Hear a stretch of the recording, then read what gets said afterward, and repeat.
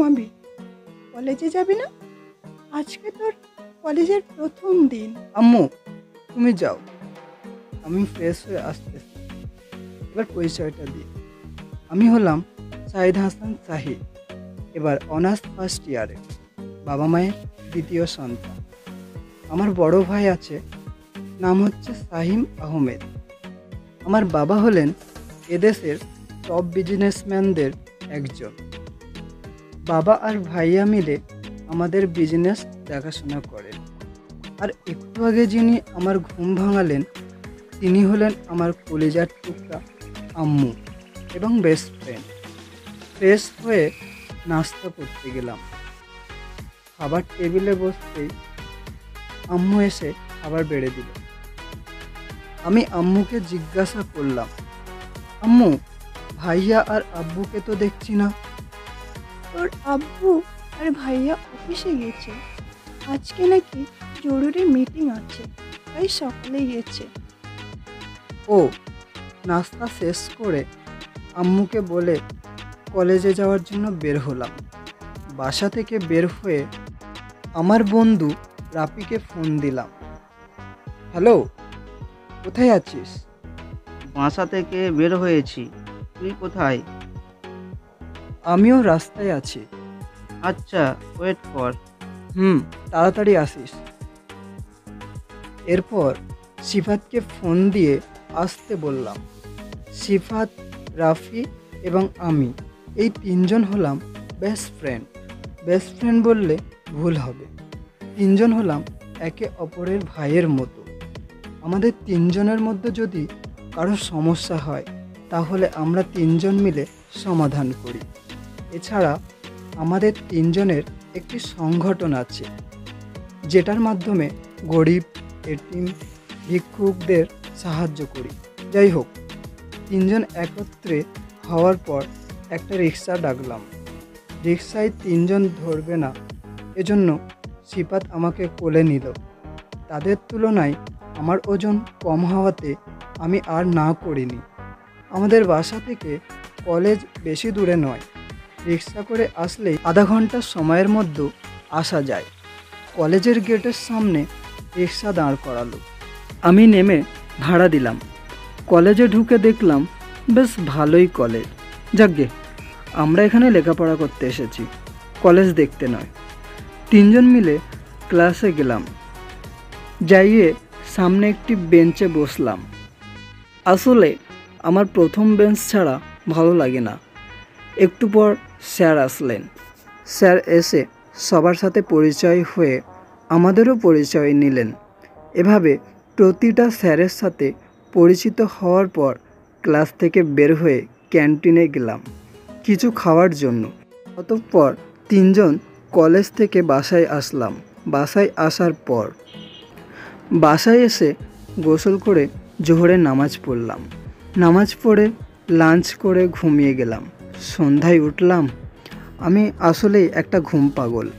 ঘুমানোর সময় পাশ থেকে কেউ যদি আমার বউকে নিয়ে চলে যায় তবুও বলতে পারবো না। তাই বলে আপনারা যেন চান্স নিয়েন না, এসে লাভ হবে না, কারণ এখনও আমি বিয়ে করিনি। যাই হোক, একটু ছাদে গেলাম। তারপর নিচে এসে হালকা নাস্তা করতে বসলাম। রাতে পরিবারের সবাই একসাথে ডিনার করলাম। ডিনার শেষে আব্বু আমাকে জিজ্ঞাসা করলো, প্রথম দিন কেমন কাটলো? ভালো। যাওয়ার সময় অসুবিধা হয়নি তো? না ভাইয়া। তোমাকে কত করে বলি গাড়ি ব্যবহার করবে? না আব্বু, আমাকে এভাবেই ভালো লাগে। আচ্ছা, যা ভালো বুঝো, যাও ঘুমিয়ে পড়ো। ঠিক আছে। রুমে এসে একটু ফেসবুক লগ ইন করলাম। আসলেই আব্বু আমাকে খুব ভালোবাসে। রিক্সা করে যেতে যদি অসুবিধা হয় তাই গাড়ি নিয়ে যেতে বলছে। কি করব বলেন? আমার এসব ভালো লাগে না। সাধারণভাবে চলাফেরা করতে পছন্দ করি। ঘুমিয়ে পড়লাম। ফজরে উঠে না নামাজ পড়ে আবার ঘুমিয়ে গেলাম। আজকেও আম্মু এসে ডেকে তুলে দিয়ে গেলেন। ফ্রেশ হয়ে নাস্তা করে তিনজন একসাথে কলেজে গেলাম। গেট দিয়ে ঢুকতে যাব তখন ধাক্কা খেয়ে পড়ে গেলাম। ওমা, আমার সাথে একটা মেয়েও পড়ে আছে, তার মানে এর সাথেই ধাক্কা খেয়েছি। দেখতে তো মাশাআল্লাহ ক্রাশ খাইছি। যাই হোক, মেয়েটিকে তুলে বললাম, সরি, দেখতে পাইনি। It's okay. কোন ইয়ার? First year. আপনি? Second year. সিনিয়র সম্মান দেবে। এটা বলেই একটা মুচকি হাসি দিয়ে চলে গেল। আমি তো তার ব্যবহার দেখে মুগ্ধ। মনে করেছিলাম কয়েকটা চড় দিবে, তা না করে কত সুন্দর করে কথা বলল। আমি আবার ক্রাশ খেলাম। আমি এক ধানে মেয়েটির চলে যাওয়ার দিকে তাকিয়ে আছি। কি যে মামা, কি হয়েছে? ক্রাশ খাইছি মামা। কস কি মামা? এই সিফাত, আমাকে একটি চিমটে দে তো, আমি কোনো স্বপ্ন দেখছি না তো। আহ, কি হলো রে? ওই শালা, তোকে আমি এত জোরে চিমটে দিতে বললাম? তুই বলেছিস ধীরে দিতে, তোরা পারিসও বটে। মাম্মা, ট্রিট দিবি কখন? পরে দিব, আগে ক্লাসে চল। ক্লাস করার পর ক্যান্টিনে তিনজনে মিলে নাস্তা করতেছি। এমন সময় মেয়েটি মানে আমার ক্রাশ আসলো, এসে সোজাই আমার পাশে বসলো। আমার হাত পা কাঁপতে শুরু করে দিয়েছে। আসলে মেয়েদের প্রতি আমার অ্যালার্জি আছে, কাছে থাকলেই কেমন জানি ভয় ভয় লাগে। যাই হোক, মেয়েটিকে আমার পাশে বসতে দেখে রাফি আর সিফাত অন্য টেবিলে বসলো। আমার হাত পা কাঁপছে দেখে মেয়েটি বলল, এই যে মশাই, কাঁপছো কেন? কই না তো। সত্যিটা বললে মান সম্মান আর থাকবে না। বাই দা ওয়ে, তোমার নাম কি? শাহিদ হাসান শাহি। আপনার? সামিয়া জাহান। আহা, কি নাম রে! যেমন নাম তেমন তার চেহারা। আবার ক্রাশ খেল। বিড়বিড় করে বললাম, কিছু বললে? কই না তো। তোমার নম্বরটা দাও। হোয়াট? আমি কেন আপনার মতো ডাইনিকে নাম্বার দিতে যাব? আমাকে কি ওই রকম ছেলে মনে হয়? কি বললি? কই কিছু না। এই নিন নাম্বার, 01746449237 এই রে, ভাব নিতে গিয়ে একটু বেশি রাগিয়ে ফেলেছি। আর শোন, কোনো মেয়ের সাথে কথা বলবি না এবং চোখ তুলে তাকাবি না। ঠিক আছে আপু। আপু বলে ডাকবি না, বুঝলি? তাহলে কি বলবো? নাম ধরে ডাকবি। ঠিক আছে। সামিয়াকে বিদায় দিয়ে রাফিদের টেবিলে দেখি ওরা দুজন নাই। আমি বিল দিতে চাইলে বলল সামিয়া নাকি বিল দিয়ে গেছে। ক্যাম্পাসের বকুল গাছের নিচে দেখি ওরা দুজনে বসে আছে। ওদের কাছে যেতেই রাফি বলল, মামা, এত দেরি হলো কেন? আমি ওদের সব কিছু বললাম। মামা, সামিয়া আপু মনে হয় তোকে ভালোবাসে। তাই যেন হয় মামা, দোয়া কর। ওদের সাথে কিছুক্ষণ আড্ডা দেওয়ার পর বাসায় আসলাম। রুটিন অনুযায়ী আবার সন্ধ্যায় আম্মু ঘুম থেকে জাগিয়ে দিল। ফ্রেশ হয়ে নাস্তা করে একটু ঘোরাঘুরি করতেই আজান দিল। নামাজ পড়ে বাসায় এসে পড়তে বসলাম। রাতে ডিনার করে ঘুমাতে যাব এমন সময় ফোনটা বেজে উঠল। দেখি অপরিচিত নাম্বার থেকে ফোন এসেছে। প্রথমে ধরলাম না, পরে আবার দিল, ধরলাম না, আবার দিল, এবার ধরলাম। আসসালামু আলাইকুম, কে বলতেছেন?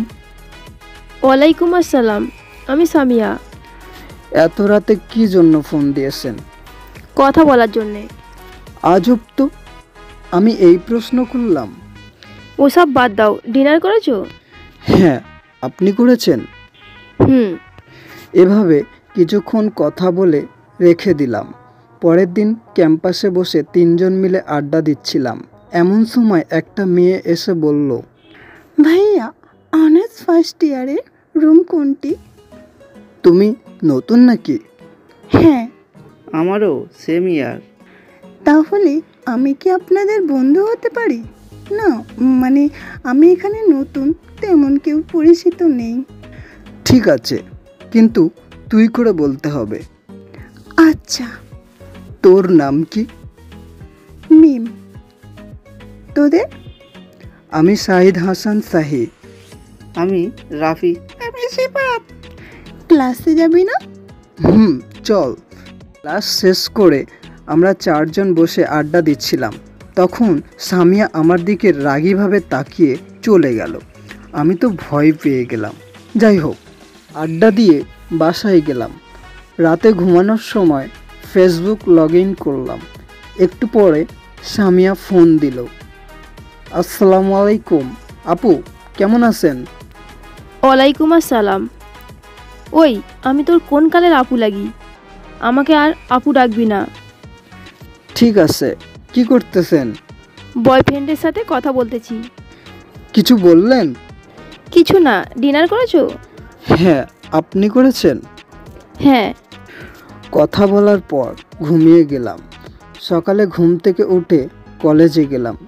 দেখি ওরা তিনজন বসে আছে। আমিও মিমের পাশে বসলাম।